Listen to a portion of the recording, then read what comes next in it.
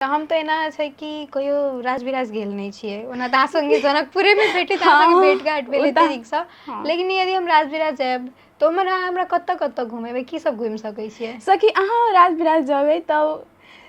एगो छिन्मस्ता मंदिर छै बहुत फेमस छै हमरा बुझाइया पूरा नेपाल में फेमस होते कैलाकि उ मंदिर के खासियत कथी छै उ मूर्ति जे छै ना मंदिर के ओकर नाम छिन्मस्ता केला राखल गेल छै कि मूर्ति के अथि मस्तके नहीं छले ओहि वजह से ओकर नाम छिन्मस्ता राखल गेल छै और कंकाली मंदिर छै वो भी बहुत फेमस छै उ मतलब कथी कहै छै कंकाली नगर पालिका में पड़ै छै ओतऽ कहि के दशे के टाइम में ये दोनों मंदिर में बहुत ज़्यादा भीड़ लगे छै ओतऽ तो अष्टमी के दिन मतलब कथी हजारों पारा के बलि दै छै और ऊपर से मतलब खस्सी बकरी सब भी चढ़ै छै लेकिन सखरा में एना होइ छै नशा पूजा होइ छै नशा पूजा की होइ छै नशा पूजा मतलब एतऽ मतलब मासू सब चढ़ै छै भगवती के माछू दारू सब बहुत भव्य पूजा होइ छै वो रात मतलब भगवती के पूरा मतलब बुझाई मतलब नॉन वेजिटेरियन बना देने रहे छै भगवती के नॉन वेजिटेरियन मासू मछली मतलब जत्ते महंगा दारू होई ना उ ओइ दिन भगवती के चढ़ल जाय छै ई चढ़ाल से की होइ छै किनको सब पूछलिए ना पूछलिए मतलब अब होई न विश्वास छै कि मतलब चढ़ै छै बहुत अच्छा मतलब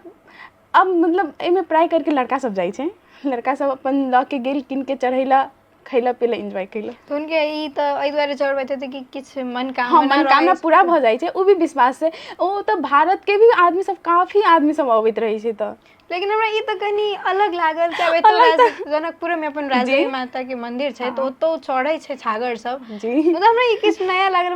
हमरा पता नहीं छल लेकिन अब अहूँ के कनी अथी जगह आश्चर्य जगह नहीं लगे है आश्चर्य जगह त लगे छै हम सब त अब रहि गेल छी त ओना त सब दिन देखे छलिए त अब ओना नहीं लगे छै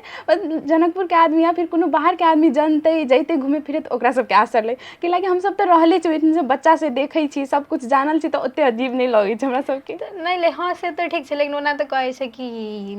कथी कहै छै दारू पिए पदार्थ सब छै के बंद करू निषेध करू लेकिन ई तो कनी एक तरह से बढ़ावा देना नहीं मिले चीज के जी बिल्कुल अब कथी करबे मतलब दशमी जो अबै छै त छागर सब के बलि कहे छै नहीं देला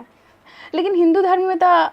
छै ना लिखाइल त नहीं छै लेकिन त दैव त पड़े छै ना आदमी के विश्वास है कबला सब भी करे छै कि मतलब हाँ ई मांगबे त पूरा भ जैतै कबला कथी कहलिए कथी होइ छै कबला